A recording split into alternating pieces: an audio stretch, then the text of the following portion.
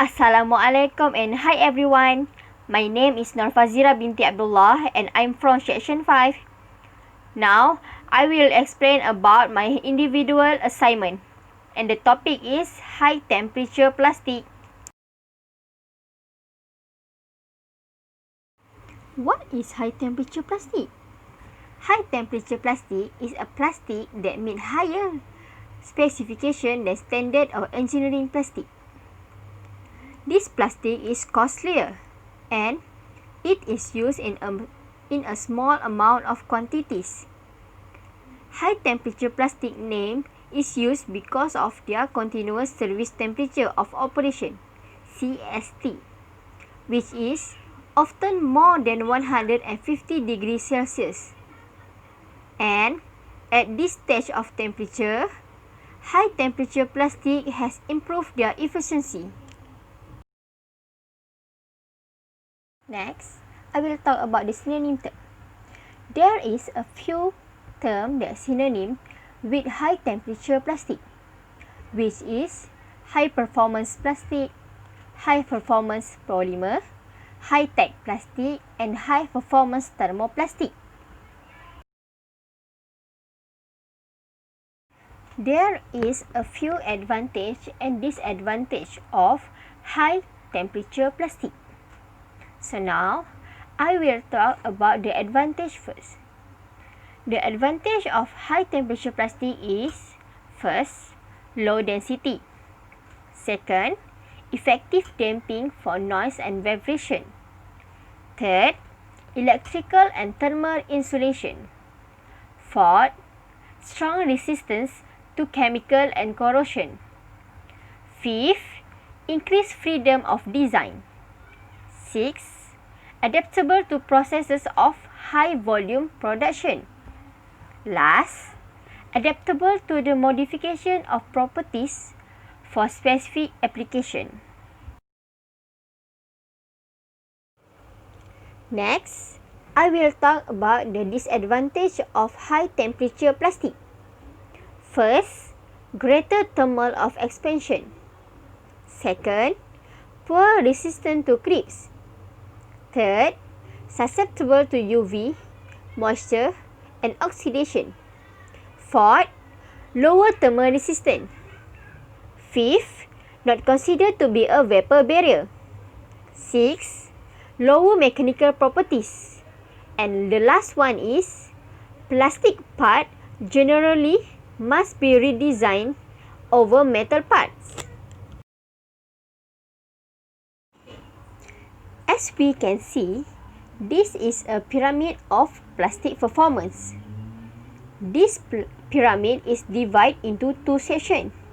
One is amorphous and second is semi-crystalline.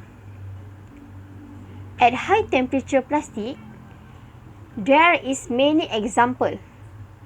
For example, at amorphous, there is PBI, PI, TPI, PAI, PPSU, PES, PEI, and PSU.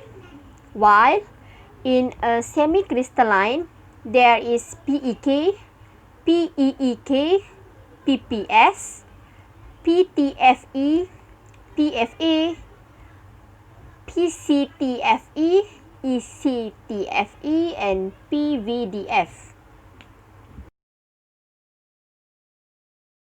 Next, I will talk about amorphous.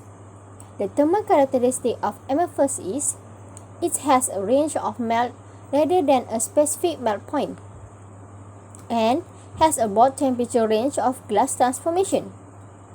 Next, I will talk about the properties.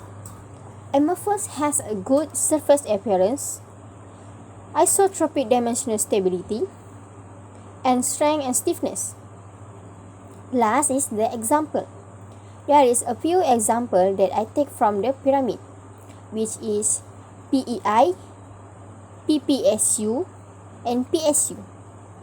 PEI is polyethylamide, PPSU is polyphenylsulfone, and PSU is polysulfone. Just now, I have talked a little bit about amorphous, and now I will talk about semi-crystalline.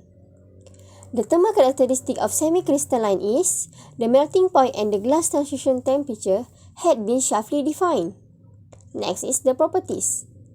Semi-crystalline is wear resistant, poor dimensional stability, and low stiffness at high temperature. Lastly is the example. There is a few examples that I picked from the pyramid, which is PEEK, PPS, and PTFE. PEEK is polyether ketone, PPS is polyphenol sulfide, and PTFE is polytetrafluoroethylene. Next is I will talk about the use and the application of amorphous and semi-crystalline in high temperature plastic. Now, I will talk about the use and the application of amorphous in the high temperature plastic. Based on the example that I picked before, first I will talk about the use and the application of PEI, which is polyethylamide. In electronic industry, it's used for coil, while for aerospace industry, it's used for component for antenna construction. Second is PPSU, which is polyphenolsulfone. In medical industry, it's used for test implant for hip. The third is PSU, which is polysulfone.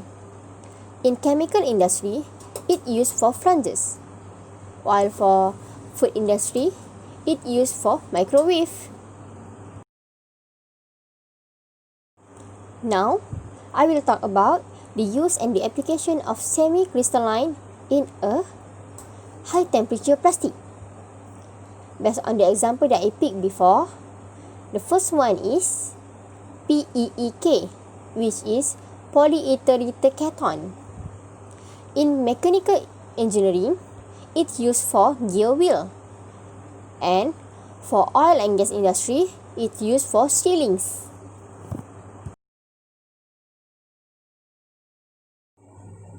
Next is PPS, which is polyphenylene sulfide. In mechanical engineering, it's used for slide bearings. And for chemical industry, it's used for valve. Last but not least, I will talk about the last example that I picked from semi-crystalline, which is PTFE, which means polytetrafluoroethylene. In chemical plant engineering, it's used for hopper, while for cookware, it's used for non-stick pans. That's all from me. Thank you for your attention. Bye!